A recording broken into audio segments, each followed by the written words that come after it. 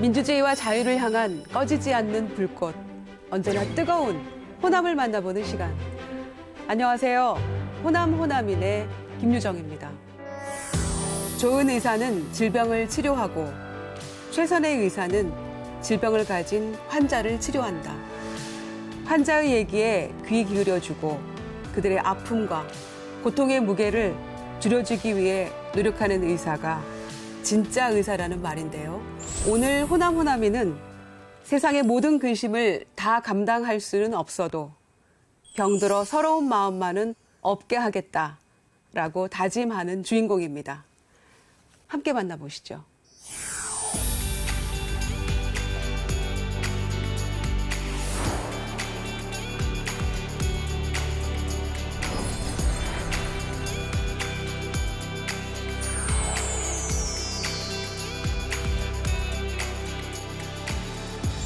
전주 세계소리축제 조직위원장이시자 의사이신 이왕준 이사장님 모셨습니다. 어서 오세요. 네, 안녕하세요. 귀한 시간 내주셨네요. 반갑습니다. 네. 제가 듣기로 드라마 종합병원이 90년대 굉장히 인기 있는 병원 드라마였잖아요. 그 드라마의 외과 의사 이재룡 씨, 실제 모델이시라고요? 사실은 제가 그 드라마의 시놉시스를 제가 썼던 연유 때문에 그렇게 된 거고요. 예. 94년도인데 예. 의사가 주인공인 새로운 드라마가 나오면 좀 국민들한테 친숙한 새로운 의사상을 제시할 수 있지 않을까. MBC 방송국에서 연락이 와서 예. 제가 그동안 좀 구상했던 그 시놉시스를 전달을 했고 이제 그게 계기가 돼서 드라마가 시작된 겁니다. 그러셨군요. 그때 정말 폭발적인 인기였고요. 저도 정말 재밌게 봤었거든요. 신은경 씨 굉장히 또 보이시하게 멋있게 그런 의사로 나왔었고요. 벌써 몇십 년 전이 돼버렸네요. 딱 그게 94년이니까 벌써 29년, 30년. 네, 그러네요. 어릴 적부터 꿈이 의사가 되는 것이었어요. 고등학교 때 이렇게 의대 갈 거냐 법대 갈 거냐 뭐 이렇게 이제 양자 선택에 있을 때 그래도 이제 의과대학으로 오는 가장 결정적인 계기가 의사라는 직업이 도구로서는 가장 좋은 직업이라는 거예요. 그래서 자기의 도구로 가지고 자기가 하고 싶은 많은 일을 하는데 의사가 참 좋겠다라는 생각을 하게 됐죠. 의사 면허 딴 지 벌써 이제 제가 31년째인데 네. 잘 선택한 것 같아요. 고향이 전북 전주시잖아요. 네. 고향 자랑 좀 해주세요. 예향의 도시고 교육의 도시입니다. 그래서 예. 제 친구 집에 놀러 가도 대나무 그림이 안 걸려진 집이 하나도 없고 모든 집들에 가면 다 이 붓글씨 한 폭들이 다 이렇게 네. 걸려 있을 정도로 지적인 바탕이 풍부한 도시가 아닌가라고 생각합니다. 그런 자랑스러운 전주 출신이신데요. 그런 의미에서 경기 북부 전북도민의 초대 회장, 지금 활동 중이신 거죠. 네, 저희가 18년도에 이제 발족을 해서 벌써 예. 5년 차가 되고 있습니다. 그러시군요. 네, 뭐 원래 재경 도민회가 지금도 같이 활동하고 있는데 이제 자매 도민회로 활동을 하고 있고요. 예. 이제 재경 하다 보니까 서울 지역만 했는데 경기도에도 좀 여러 군데서 도민회를 좀 만들면 좋겠다 이런 취지에서 여러분들이 그걸 다 준비했다가 저를 찾아오셔가지고 좀 초대 회장을 맡아달라고 해서 억지 춘향으로 이제 맡게 됐는데 아직까지는 뭐 계속 활동 중에 있습니다. 억지 춘향도 춘향도 남원이잖아요. 네. 어떻게든 하셨어야 되는 운명이셨네요. 네, 이왕준 이사장님의 인생 스토리 키워드 토크로 살펴보겠습니다. 먼저 첫 번째 키워드는요. 전주 세계소리 축제입니다. 근데 의사시잖아요. 또 병원도 경영도 하시고. 그런데 또 전주 세계소리 축제하고는 어떤 인연으로 조직위원장까지 맡으시게 된 거예요? 일단 도에서 연초에 연락이 왔어요. 좀 축제위원장을 주변에서 이제 압도적으로 저희가 했으면 좋겠다는 그런 추천이 많아서 맡아줄 예. 수 있냐 뭐 네. 이렇게 해서 이제 조직위원장을 맡게 됐고요. 예. 저희 전주 세계소리축제가 금년으로 만 23년째입니다. 2001년도에 발족을 했기 때문에. 근데 2009년도에 신종플루가 터져서 한 해 쉬어서 금년이 이제 22회째 그 축제를 하는 건데 역사성으로 하면 뭐 전국에 있는 다양한 여러 문화예술 축제 중에서도 가장 원조격인 그런 축제입니다. 그러네요. 근데 이제 이게 세계소리 축제라고 해서 세계가 들어가니까 이게 무슨 어떤 월드뮤직이나 이런 거를 하는 거 아닌가 이렇게 착각하시는 분도 계신데 원래 기본 취지가 판소리와 우리 전통음악 국악을 세계화하자라는 취지에서 시작했던 축제고 네. 그런 의미에서 보면 이 국악과 판소리에서는 가장 큰 축제이고 가장 권위가 있는 축제라고 할 수 있을 것 같습니다. 예. 올해 보니까 9월 15일부터인가요? 네. 예, 그 축제가 시작이 되던데 또 새롭게 뭐 선보이는 어떤 구상 이런 게 있으실까요? 네, 우리나라 지금 최고의 명창들, 인간문화재급 명창들 판소리 오바탕을 한꺼번에 모아서 진행을 할 생각이고요. 매일 화수목금토 이렇게 5일 연속으로 할 건데 전설에 남을 그럴 무대가 만들어질 거라고 보고요. 예. 더불어서 뭐 젊은 소리꾼도 있고 중견 명창들도 만들어진 그런 무대들이 동시에 다 펼쳐집니다. 그리고 예. 좀 더 쉽게 예. 이 대중들과 호흡할 수 있는 무대도 같이 만들어지는 여기가 아니면은 절대로 이 국악과 판소리를 이렇게 최고의 수준에서 한 번에 감상할 수 없는 그런 종합 선물 세트 같은 그런 축제에 그런 플랫폼이 열릴 거라고 기대합니다. 저도 워낙 판소리 좋아해서 기대가 많이 됩니다.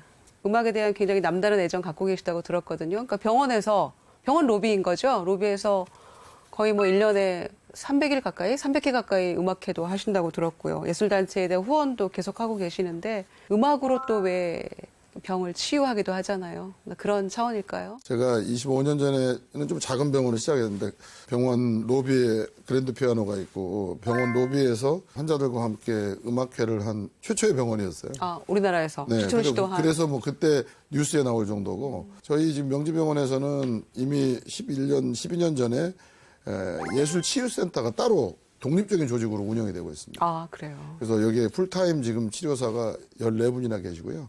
단지 뭐 음악뿐만이 아니고 미술, 연극, 예. 동작, 그다음에 문학까지 5장르에 걸친 다양한 지금 예술 치유 프로그램을 제공하고 있고 보조제가 아니고 실제로 이제 임상 파트랑 같이 동등한 프로그램을 운영하고 있어서 이건 굉장히 좀 독보적인 예, 그러네요. 말씀 과정이 듣고 있습니다. 보니까. 그리고 이제 예. 그러다 보니까 뭐 그것과 별도로 저희가 이제 당연히 그런 음악회나 여러 가지 행사들을 같이 하게 되는데 저희가 평균 연 한 250회 정도의 음악회가 열리는데 이렇게 빨간 날 빼놓고는 항상 열리는 거죠. 그러네요. 그리고 저희 병원에 와서 지금 그렇게 공연을 하는 아마추어 자원봉사자 단체들이 등록 단체가 한 57개 정도가 됩니다. 장르는 다양하고요. 그 로비에서 하는 이제 그분들이 동네에 있는 할아버님들이 모여서 하는 아코디언 무슨 동호회부터 동호회, 시작해서 예. 뭐 재능대학의 학생들부터 뭐 교회 성가대 뭐 다양한 그 분야의 분들이 전부 이제 저희 병원의 무대에 서는 그 어찌 보면 본인들한테는 가장 큰 연주 활동이자 사회 활동이 되는 거죠. 아주 전문적인 프로페셔널한 음악인들이 또 마찬가지로 재능기부 차원에서 오셔가지고 뭐 일주일에 한 번씩 전문가들에 의한 또 음악회도 열리고 네. 1년에 한 번은 또 일주일간 또는 2주일간 예술치유 페스티벌이라는 걸 합니다. 그래서 이 아까 5개 장르의 그다음에 활동의 내용들을 같이 공유해서 하는 거의 뭐 대한민국에서는 유일한 예술치유 페스티벌이 병원에서 열리는 거죠. 아, 그러네요. 좋네요. 이 환자들에게 굉장히 위로가 되고 특히 또 보호자들, 뭐 모두에게, 모든 스태프들에게도 굉장히 위로가 되는 그런 음악회일 것 같은데 그러면 오늘도 열렸겠네요. 네, 뭐 당연히 오늘도 열렸고요. 이벤트랄까 이걸 얘기하면 배드사이드 콘서트를 합니다. 아, 환자 침상 예. 가서 옆에 예. 가서 연주하는 거죠. 왜냐하면 병실마다 방문해서 그나마 이렇게 뭐 로비나 뭐 이런 연주 장소에 내려오거나 움직일 수 없는 환자들을 분들. 위해서 이제 아. 저희가 직접 그 환자가 있는 그 병상 옆에 가서 하는 이제 연주들인데 이게 너무 이제 처음 시도된 거여서 그때 이 BBC 방송 프라임 뉴스에 네. 저희 병원에서 했던 고 베사이 콘서트가 코로나 베사이 콘서트가 중계가 됐죠. 진짜 모두에게 감동일 뿐더러 전 세계가 감동했겠습니다. 이 사장님 직접 또 뭐 연주도 잘 하신다면서요. 저희가 그냥 아마추어 취미 활동을 하는 연주자고요. 근데 제가 이제 어렸을 때부터 바이올린을 해서 뭐 우리 병원에서 이렇게 환자들을 위한 음악회 있을 때 가끔 카메오로 제가 출연하기도 하고 하는데 예술연당 무대에 한번 초청돼 갖고 제가 무대에 쓴 적도 있어요. 자선 콘서트라고 해야 되나? 이제 그런 초청 콘서트였는데 이게 암 환자들을 위한 콘서트였어요. 그래서 그 암 환자 중에 한 명이 나오고 또 암 환자를 치료하는 의사 중에 나와서 연주를 하면 좋겠다 그래서 제가 영광스럽게 그 예술의 전당 무대에서는 그런 호사도 제가 누렸습니다. 그러셨군요. 음악이나 또 예술이 주는 힘이 매우 크죠. 네, 이왕준 이사장님의 두 번째 인생 키워드는 두 마리 토끼입니다. 올해가 개묘년이기도 한데요. 두 마리 토끼 무슨 의미입니까? 좋은 의사란 무엇이냐 그렇게 물어보면 실력 있는 의사와 휴메니티가 있는 의사. 당연히 실력도 있으면서 휴메니티가 있으면 더 좋을 것 같은데 이 두 가지를 다 하기에는 뭔가 갈등적 요소가 있는 거죠. 그렇죠. 마찬가지로 당신은 인생의 성공을 원하십니까? 행복을 원하십니까? 과연 우리는 그렇게 성취를 하면서도 자신의 완성과 행복을 동시에 할 수 있는 방법은 없을까? 뭐 이런 밸런스에 관련된 문제일 수도 있고요. 그건 가치관의 문제라고 저는 생각합니다. 그래서 두 마리 토끼를 잡아야 되는 게 우리의 인생이고 우리의 사회적 활동의 본질 아니겠나. 그럼 어떻게 이 두 마리 토끼를 잡을 거냐라는 거가 이제 이슈가 되잖아요. 잡으신 것 같으세요? 두 마리 토끼를 잡으려면 두 마리 사냥개를 풀면 됩니다. 두 마리 사냥개를 푸는 과정을 잘 계획하고 잘 운영하는 거가 굉장히 좀 중요한 이슈다 이렇게 생각을 하고요. 그런 의미에서 두 마리 토끼론을 제가 이제 항상 얘기를 하죠. 예. 환자의 병을 고치는 것뿐만 아니라 병원을 고치는 의사, 뭐 이렇게도 정평이 나 있으시더라고요. 이것도 역시 두 마리 토끼인가요? 모든 병원이 다 망하거나 망하기 직전이거나 이런 병원들을 주로 인수해서 예. 이걸 회생시키는 과정을 통해서 이제 해왔기 때문에 그래서 병원을 고치는 그래서 이제 의사다. 뭐 예. 환자를 고치는 의사가 아니고 병원을 고치는 의사다 이런 닉네임을 갖게 됐는데 네. 두 마리 토끼론에 의하면은 결국 가치와 성장이라는 두 마리 토끼를 동시에 풀어야 되거든요. 병원도 하나의 기업의 연장이기 때문에 계속적인 투자와 경제 활동의 일환으로서 병원 경영을 바라봐야 되지만 하지만 병원의 업의 본질은 원래가 환자를 진료한다는 그 기본적인 자기 가치 네. 그리고 그거에 공익적이고 공공의료적인 자기의 리더십을 어떻게 구현할 건가를 또 한편으로는 같이 가야 되는 거죠. 근데 이게 절대로 편하게 양립하지는 않습니다. 그러니까 그 편하게 양립하지 않는 대목을 그래도 긴장의 끈을 갖고 계속 끌고 가는 게 저는 이제 문제의 해법의 본질이다. 예. 그래서 제가 가끔 비유해요. 오리가 이게 물 위에 아주 우아하게 떠 있는 것 같지만 그 물 밑에서 얼마나 이 물에 안 깔아앉기 위해서 물갈퀴질을 하고 그렇죠. 있는가. 보이지 않는 곳에서 보이지 않는 움직이는, 곳에서 네. 그 긴장감, 그 팽팽한 그 수면의 어떤 밸런스가 그게 우리가 계속 가져가야 될 본질이 아니냐. 네. 네. 세 번째 키워드는 전화위복입니다. 인생에 어떤 전화위복이 그 시점이 있으셨어요? 저는 제가 승승장구를 한 적이 없고 사전 5기 아니면 뭐 7.8기 뭐 이런 게 해왔다고 생각하는데 예. 보통 사람들이 보면 결과만 보면 이게 항상 성공과 그렇죠. 어떤 그렇게 느껴지죠. 양지만 이제 바라보게 예. 되잖아요. 근데 그동안 어떤 성공에 주요했던 요소들을 보면 굉장히 가장 좀 뼈아프고 힘들었던 거 다음에 다 그게 왔던 것 같아요. 그래서 좀 의과대 학생으로는 드물게 제가 80년대 학생운동에 이제 선봉에 쓰고 그리고 이제 제가 감옥도 갔다 오고 뭐 네. 9년 만에 의과대학을 졸업을 하고 이러저런 이유로 해서 제가 인턴도 이제 들어가지 못하고 있었는데 예. 시골에 있는 병원에 가서 응급실 당직 의사로 1년을 이제 좀 지냈었는데 예. 그러면은 의과대학을 9년 만에 졸업을 하시고 또 드물게 이제 의대생으로서는 학생운동 하셨다고 들었는데 학생운동 하시다가 또 가서 고문도 혹독하게 당하고 그리고 또 옥살이도 하고 이렇게 하셨다고 들었거든요.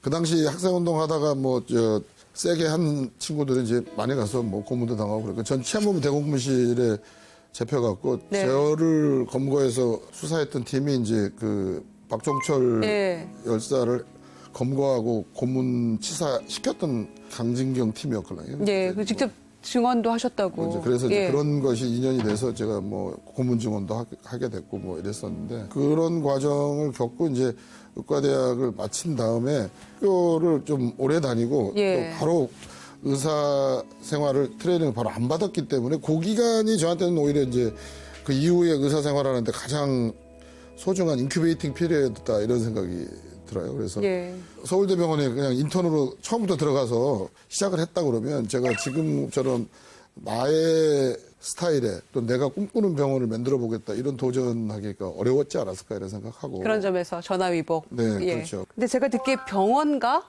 노래가 있어요. 병원에서 일하면서 하는 노동요 같은 건가요? 어떤 건지 소개 좀 해주세요. 제가 병원을 98년도에 아까 시작했다고 그랬잖아요. 근데 예. 자본도 없고 커리어도 약하고 경험도 없고 그럼에도 불구하고 저는 잘할 수 있다는 생각을 했는데 네. 이거를 우리 직원들이 다 공유를 해야 되잖아요. 힘을 내야죠. 그런 가치를 공유해야 되는데 예.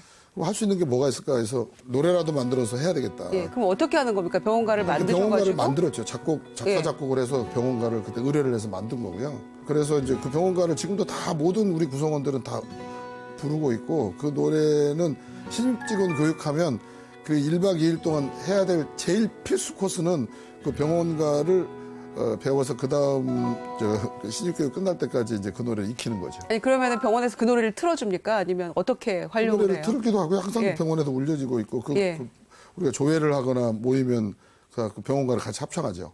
이게 다른 서비스업이나 다른 어떤 제조업하고 달리 병원이라는 거는 우리 직원들이 뭔가 그 마음 속에서 또는 생각 속에서 그걸 공유하는 가치를 양산하지 않으면 네. 이제 그런 거를 힘있게 가져가기가 힘들다고 생각해서 이제 병원가를 만들게 됐고. 설명을 해주셨는데요. 직접 한 소절만 부탁드려도 될까요? 되게 들어봐야지 알 것 같아요. 이게 이제 제가 다음에 CD로 보내드리겠지만. 네? 아니, 지금 이렇게 시청자분들 궁금해 하시니까 네. 이사장님이 직접 한 소절만 불러주세요. 바람 거센 고단한 길 위에 우리가 집 하나 지어 놓으면 새들이 와서 살아주겠지. 우리가 그런 어떤 서정성을 같이 공유하는 거가 저는 이 병원가에 담겨 있는 우리의 공통의 어떤 이념과 가치를 공감하는 핵심적인 요소가 아닌가 생각합니다. 예, 병원에서 일하시는 분들이 아마 사명감 가지고 일할 수 있는 기회를 더 제공해드린 게 아닌가, 병원가를 통해서 그런 생각이 듭니다. 평소에도 이제 의료봉사도 열심히 하시고요. 특히 이주민 노동자를 위한 여러 가지 일들도 하고 계시는 걸로 들었어요. 그 말씀 좀 해주세요. 99년도에 저희가 만든 조직이 그 당시에는 이제 외국인 노동자 의료 공제회를 만들었어요. 불법 체류 노동자들이 굉장히 이제 양산됐고 30만 명의 이제 불법 체류 노동자들이 있는데 특히 이제 문제가 되는 거는 아파도 이제 뭐 의료보험이 안 되고 그러기 그렇죠. 때문에 예. 요구할 데가 없고 이거를 그냥 방치할 수는 없으니 도와줄 수 있는 시스템을 만들자 그래서 저희 쪽에서는 이제 병원과 의사들을 모으고 공제회의 운영 사무국을 만들고 그래서 외국인 노동자들이 이제 가입을 했죠. 그래서 노동자 숫자가 2003, 4년 되면 거의 2만 명 정도가 됐습니다. 그리고 이거에 서비스를 제공하는 의료기관이나 이제 의사들이 한 1,000여 명 되고 그래서 네. 전국 조직을 만들어서 의료공제를 계속 만들었고 2004년도에 이제 본격적으로 드디어 이제 산업연수생자를 폐지하고 고용허가제로 이게 제도가 바뀌면서 예. 저희도 이제 의료공제회를 포함해서 이걸 이제 제도권 내 사단법인으로 만들어서 지금은 이제 이 조직 이름이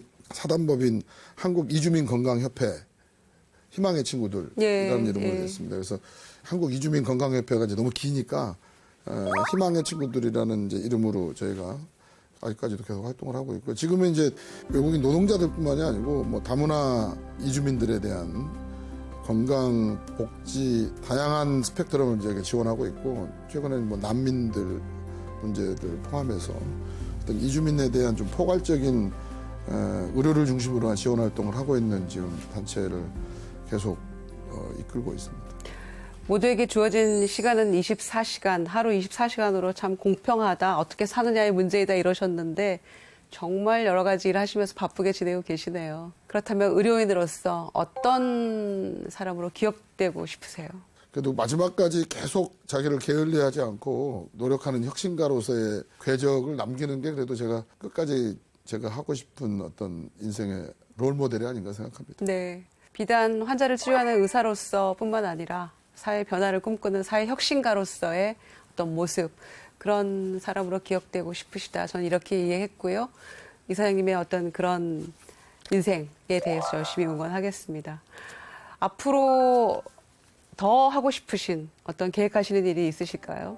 의료업에 관련해서는 소위 K-메디칼이라고 한다면 네. 이게 이제 세계적인 차원에서 글로벌라이제이션을 하기 위해서 해외 진출도 하고 이걸 세계화할 수 있는 어떤 그런 과정들이 더 이제 필요할 거라 생각하고 그게 이제 할 수 있는 많은 누적된 인프라와 노하우들이 쌓였기 때문에 그래도 이제 그 부분들을 우리나라를 벗어나서 단지 그렇게 ODA로 도와주는 걸 넘어서서 네. 이게 하나의 어떤 산업으로서 국제 경쟁력이 있는 거를 좀 증명해 보이고 싶은 그런 야망은 있습니다. 예, 의사로서의 본업뿐만 아니라 다양한 소위 요즘 말로 부캐를 가지고 정말 왕성하게 활동하시는 모습 굉장히 보기 좋았고요.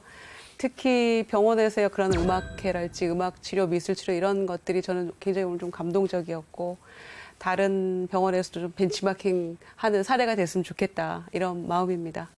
먼저 제가 태어나고 자랐던 전주라는 도시는 정말 오랫동안 사만시대부터 그 역사와 전통을 갖고 있는 예술의 도시고 또 문화의 도시고 교육의 도시였어요. 그리고 그런 의미에서 호남이라는 거는 저한테는 단지 고향의 그 공간적인 추억이 아니고 저의 문화적인 토대와 또 정신적인 바탕을 만들어준 그런 어머니의 자궁 같은 그런 고향이다라고 얘기할 수 있겠습니다.